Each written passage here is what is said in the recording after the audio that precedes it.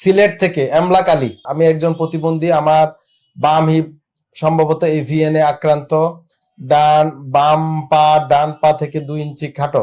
আমার ইউটিউবে দেখবেন এভিএন এবং হিপ জয়েন্টের ব্যথার বিভিন্ন ব্যায়াম আছে, কোমর ব্যথার ব্যায়াম আছে, এগুলা করবেন। আপনার জুতাটা কারেকশন করতে হবে।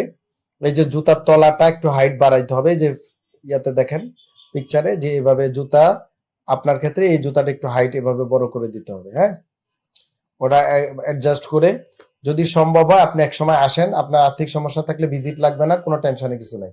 একসময় আসেন, আমি আপনাকে একবার একটা কমপ্লিট ট্রিটমেন্ট দিয়ে দিব, যেন আপনার বারবার আসতে না হয়।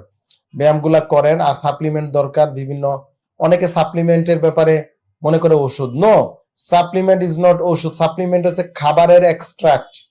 আমরা যে ভাত খাই, তরকারি খাই, দুধ, ডিম, মাছ, মাংস, অনেক কিছু খাই, হ্যাঁ, এক্সট্রাক্ট। ডিপিয়ার্স লিমিটেড, আস্থা, বিশ্বাস ও নির্ভরতায় অবিচল।